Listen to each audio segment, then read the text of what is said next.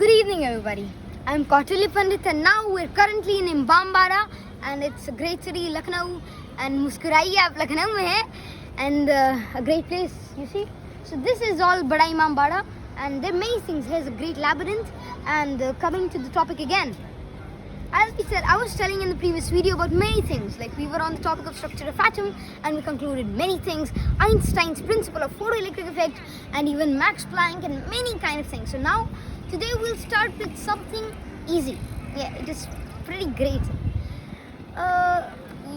If you talk about the topic of structure of atom, then one thing comes, which gives a great intense feeling that what we were studying is not always right, but what we have studied is sometimes right, or it may be right.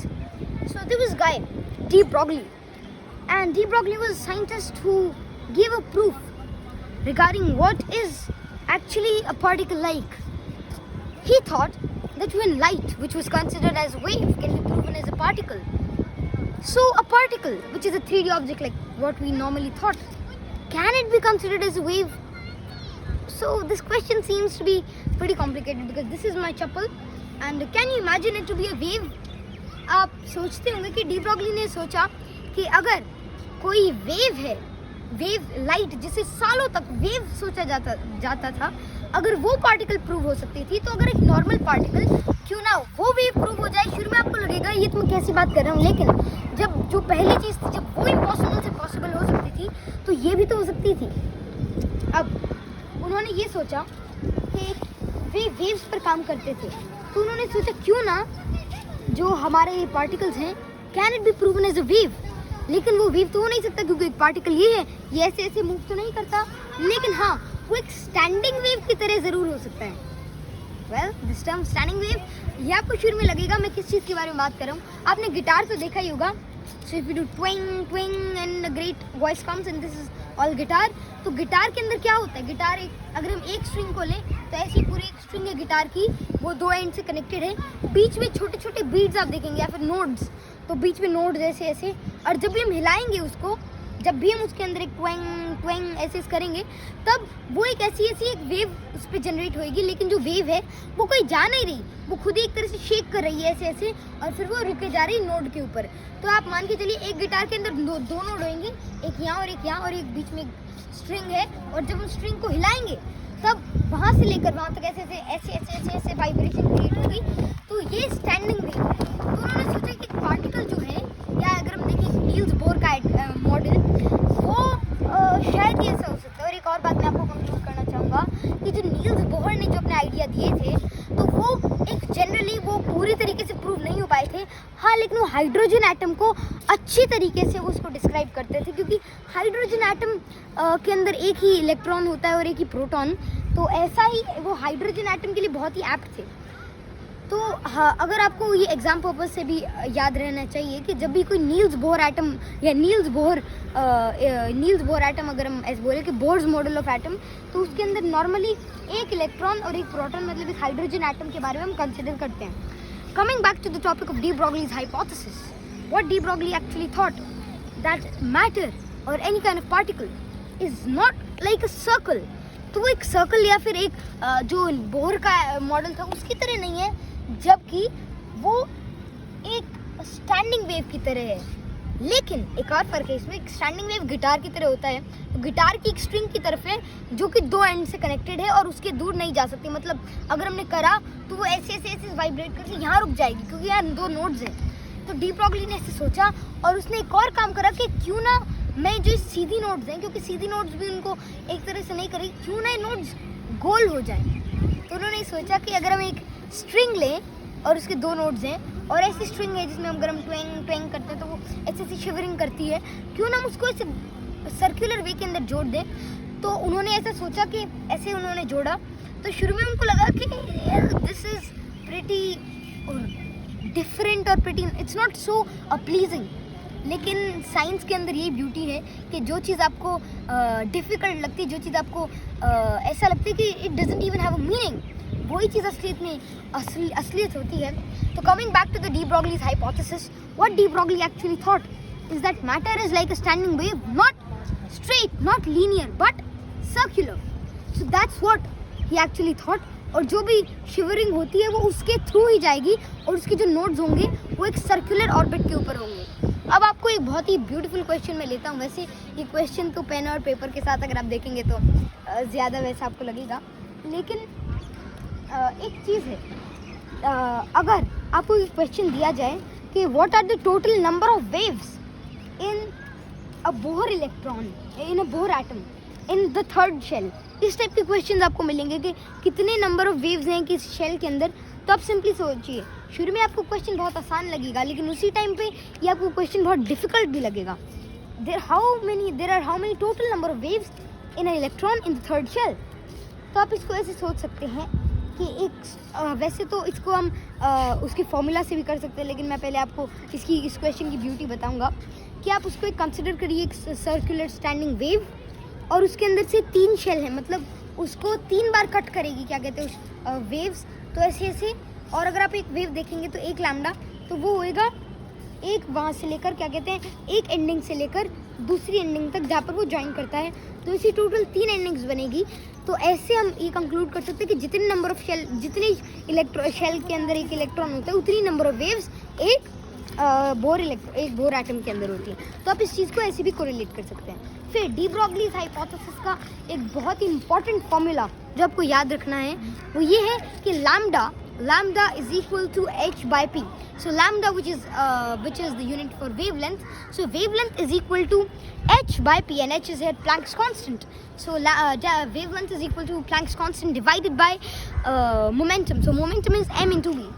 So the beauty comes in this phase that according to Niels Bohr, what was actually that all of the things, even if we know that which shell is it, we can calculate the radius of the shell, we can calculate the velocity in which the atom is in which the electron is traveling. We can also find because we know the mass, so we can also find the wavelength, we can also find the momentum. So these 2 things were founded alongside. तो ये चीज़ जो थी वो Niels Bohr ने दी थी, लेकिन फिर एक साइंटिस्ट थे हाइजेनबर्ग, और Heisenberg gave one of the best principle, और इसको हम हाइजेनबर्ग्स अनसर्टेनिटी प्रिंसिपल भी कहते हैं, जो मैं आपको अभी इस वीडियो के कुछ पार्ट में बताऊंगा। तो हमारा स्ट्रक्चर ऑफ एटम चल रहा है 11th क्लास का, और एक थोड़ी सी पार्ट इसके अंदर बचा है, तो मैं आपको बताता हूँ कि एक there was a scientist was Heisenberg, and he actually concluded कि हमारे पास ये फॉर्मूला है lambda wavelength is equal to h by p, मतलब जो वेवलेंथ है is equal to Planck's constant divided by m into v। तो इससे हमको ये कंक्लूड करा जा सकता है कि जो h है प्लैंक्स कांस्टेंट, वो तो कांस्टेंट है, उसकी तो एक वैल्यू है, मतलब जो प्लैंक्स कांस्टेंट है उसकी तो एक वैल्यू है। लेकिन अगर हम h को अगर हम वेवलेंथ को इंक्रीज करेंगे तब साथ में हमारा मोमेंटम भी इंक्रीज करना चाहिए, मतलब वेलोसिटी भी इंक्रीज करनी चाहिए। तो इस चीज़ को आप सोचिए, ऐसा अगर इन्होंने सोचा कि जो वेवलेंथ और मोमेंटम, मतलब वेवलेंथ और वेलोसिटी एक ही साइड है, वेवलेंथ और मोमेंटम एक ही साइड है सेम कॉइन के, तो ये इन्होंने टर्म यूज करी थी कि wavelength and momentum are the 2 sides of the same coin, मतलब ये दोनों सेम ही चीज़ है, और इन चीज़ों को आप एक तरह से आप सेम ही लेके चलिए। अब आता है हाइजेनबर्ग्स अनसर्टेनिटी प्रिंसिपल। इसके लिए आपको एक चीज़ समझनी पड़ेगी। आपने एक गेम तो खेला ही होगा, या फिर आपने ये स्पोर्ट्स के अंदर भी हम देखते हैं, एक दीवार है, ऐसी दीवार है और उससे एक रोप कनेक्टेड है। इमेजिन करिए जो भैया, जो हमारे कैमरामैन भैया, उनका पेट है, यहाँ पर एक दीवार है और हमने ऐसे एक रोप अटैच कर ली, और इस रोप को मैंने यहाँ खींच के लेके आ गया। अब मेरे पास ये रोप है, अगर मैं इसको तेज हिलाता रहता हूँ, आप इसको नेट पे भी चेक करते हैं, गेम्स होते हैं ऐसे करते हैं एथलीट्स, तो एक कंटिन्यूस वेव ऐसी दिखेगी आपको। कैसी? आप देखिए कंटिन्यूस वेव ऐसी आपको दिखेगी। अगर मैं ऐसे शेक करता हूँ तो एक ऐसी वेव आपको लगातार दिखेगी। तो उसके अंदर अगर मैं आपसे पूछूं कि आप इस वेव की पोजीशन बताओ, क्या ये सवाल है? आपको शुरू में लगेगा अरे ये तो कोई क्वेश्चन ही नहीं बन सकता, क्योंकि एक वेव है उसकी ऐसे हिल रहा हूँ, तो वो सिंपल एक वेव डायग्राम देखे तो ऐसा एक डायग्राम आ रहा है उसका, तो उसके अंदर मैं उसकी पोजीशन कैसे बता सकता हूँ? क्योंकि एक वेव यहाँ भी है और वही वेव वहाँ भी है, और वो एक बहुत ही ज़्यादा लंबा है, तो हम उसकी एक डिफाइंड पोजीशन नहीं बता सकते। और फिर उन्होंने एक और एग्जांपल लिया। चलिए, मैं लगातार नहीं करता, मेरे पास एक रोप है और उसके अंदर मैं एक ऐसे झटका देता हूँ। कैसे? एक ऐसे झटका, तो वो जो पल्स है, अब वो पहले वेव थी लेकिन अब जो पल्स है वो ऐसे ट्रैवल करती रहेगी और अगर हम ऐसे करेंगे तो वह छोटी छोटी पल्स ऐसे आगे बढ़ती रहेगी।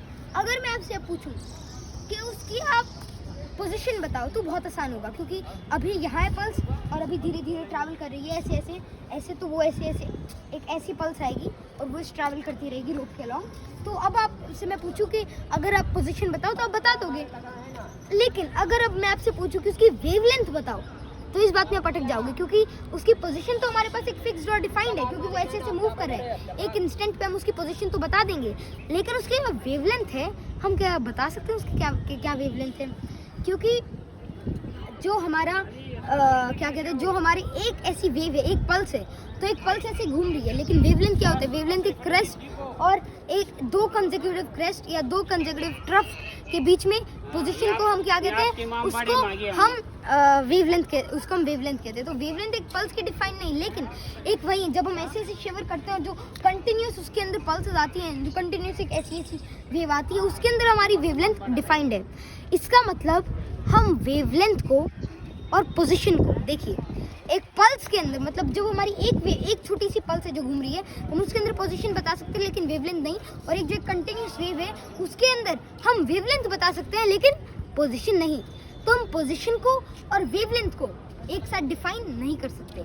और जो हमारा फॉर्मूला था lambda is equal to h by P, मतलब wavelength is equal to Planck's constant divided by momentum, तो वो हमारा एक फॉर्मूला है। और हमको ये भी पता है कि वेवलेंथ को और पोजीशन को हम एक साथ डिफाइन नहीं कर सकते।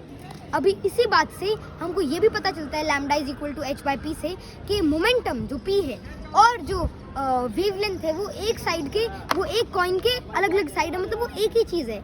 अगर आप उसको एक तरफ से आप मोमेंटम भी मान सकते हो और एक तरफ से आप उसको क्या कहते हैं वेवलेंथ भी मान सकते हो और एक तरफ से आप उसको मोमेंटम भी मान सकते हो। तो इससे ये भी कंक्लूड कर सकते हैं कि हम साथ में ना ही हम मोमेंटम को और ना ही हम पोजीशन को साथ में डिफाइन कर सकते हैं। और अब आता है हाइजेनबर्ग्स अनसर्टेनिटी प्रिंसिपल, और हाइजेनबर्ग्स अनसर्टेनिटी प्रिंसिपल ये है कि हम एक साथ में पोजीशन को और मोमेंटम को डिफाइन नहीं कर सकते। और यहाँ पर आती है कि जो बोर्ड मॉडल की जो एक खामी होती है वो ये होती है कि वहाँ पर हम वेलोसिटी भी, एक इलेक्ट्रॉन की वेलोसिटी और साथ में उस इलेक्ट्रॉन की पोजीशन वो भी हम साथ में डिफाइन कर पा रहे थे, लेकिन हाइजेनबर्ग ने जो अपना एविडेंस दिया उसके अकॉर्डिंग ये दोनों तो चीज़ प्रूव नहीं हो सकती। फिर हाइजेनबर्ग ने अपना प्रिंसिपल दिया कि डेल्टा एक्स, मतलब जो अनसर्टेनिटी है पोजीशन के अंदर dot multiplied by delta P, जो अनसर्टेनिटी है मोमेंटम के अंदर, वो ग्रेटर देन इक्वल टू होती है, मतलब वहाँ पर एक इनइक्वालिटी आती है 4 इंटू एच। तो ऐसा उनका एक फॉर्मूला उन्होंने जनरेट करा, और हाइजेनबर्ग ये फॉर्मूला शायद मैं आपको नीचे लिख भी दूँ जब मैं एडिटिंग करूँगा। तो लेकिन उससे पहले मैं आपको एक चीज़ ज़रूर बताऊँ कि हाइजेनबर्ग अनसर्टेनिटी प्रिंसिपल यही है कि हम साथ में ना कि मोमेंटम को और ना ही वेवलेंथ को डिस्क्राइब कर सकते हैं, जिससे हम ना मोमेंटम को और ना ही पोजीशन को, इन दोनों चीज़ों को हम एक साथ डिफाइन नहीं कर सकते। मिलेंगे आपसे in another video, and again I like this show. Last में इमाम बाड़ा है, हम लखनऊ के अंदर हैं और आप भी मुस्कुराइए क्योंकि मैं लखनऊ में हूँ। तो हमारे पास एक बड़ा इमाम बाड़ा है, और यहाँ पर बड़े इमाम बाड़े को अगर हम देख सकते हैं तो ये उसका मेन एंट्री है, और वहाँ पर एक लैबिरिंथ जिसका भूल भुलैया भी कह सकते हैं वो है। यहाँ पर एक बावली आती है। बावली पुराने ज़माने में क्या होता था कि जब अकाल पड़ जाता था तब पानी की बहुत किल्लत होती थी, और एक साफ़ पानी और वो सबको चाहिए होता था, और महल के अंदर तो खासकर वहाँ पर ज़्यादा पानी की यूसेज थी, तो पानी की बहुत ज़्यादा ज़रूरत रहती थी। तो एक बावली बनाई जाती थी, ऐसे ही आप सीढ़ियाँ मान के चलिए, दोनों तरफ से सीढ़ियाँ आती हैं, और जितना भी सारा ऊपर से जितना भी बारिश का पानी आता है वो सारा बारिश का पानी एक जगह आकर इकट्ठा हो जाता है, तो इसको हम बावली कहते हैं। तो ऐसे यहाँ पर बावली है, यहाँ पर हमारे इमाम बाड़ा है, और यहाँ पर आप देखिए एक बहुत ही पुरानी मस्जिद है जो ये सारा इमाम बाड़ा आसफ उद्दौला जो कि अवध के नवाब थे उन्होंने बनाया था। और वहाँ पर एक फिल्म है गदर, आपने सभी ने सुनी होगी, सनी देओल की। तो वहाँ पर you must have seen a scene in which there was pump, एक नलका होता है और उसको उखाड़ देते हैं, तो वो उसी जगह का सीन है। मैं चाहूँगा कि हमारे कैमरामैन से कि उस जगह को दिखाइए। तो ये जो सीढ़ियाँ हैं, जो ये सीढ़ियाँ हैं इस मस्जिद की, तो ये खासकर नवाब की मस्जिद थी, और यहाँ पर मेनली जब जो आसफ उद्दौला थे उसके बाद जितने भी नवाब थे वहाँ पर जाते थे, और यहाँ पर एक नलके का सीन था। तो ये सारा इमाम बाड़ा है लखनऊ में. हम मिलेंगे आपसे किसी और वीडियो के साथ. तब तक I like this signing off and here's me Kautilya again signing off from this video of structure of atom. We'll continue in another video and until then bye bye.